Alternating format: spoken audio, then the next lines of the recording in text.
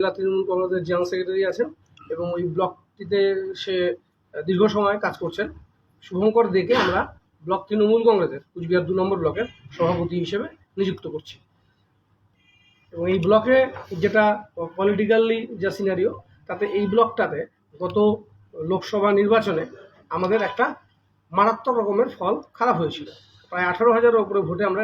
পরে পুন্ডিবাড়িতে আরেকটি ঘটনায়, যখন পুন্ডিবাড়িতে একটি মদ্যপ অবস্থা একজন ব্যক্তি একটি মন্দিরে ভাঙচুর করে, সেটাকে নিয়ে উনি ওখানে কমিউনাল একটা ভায়োলেন্স তৈরি করার চেষ্টা করেন, ব্যবসায়ীদের খেপিয়ে তোলেন এবং সেখানে থানাতে গিয়ে উনি ঢিল ছোড়ার কাজ, গাড়ি ভাঙচুর। গ্রাম পঞ্চায়েতের মেম্বার এই অঞ্চলে তৃণমূল কংগ্রেসে যোগদান করেছে।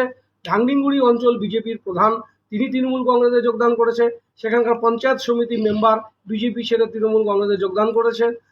সব মিলিয়ে, এবং রাজারহাট যেটা বিজেপির একটা শক্ত ঘাঁটি ছিল, টাকাগাছ রাজারহাট অঞ্চলের, এই রাজারহাট এলাকায় যেমন পঞ্চায়েতরা বিজেপি ছেড়ে তৃণমূলে যোগদান করেছে, তেমনি এক ঝাঁক যুব নেতা আমরা কিন্তু শুরু করছি আগামী শনিবার এবং রবিবার।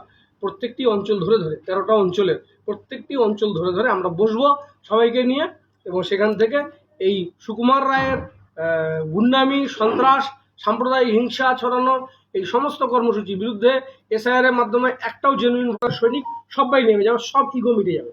আপনারা আর 10 দিনের মধ্যে সব বুঝে যাবে যে উত্তর বিধানসভা কেন্দ্রে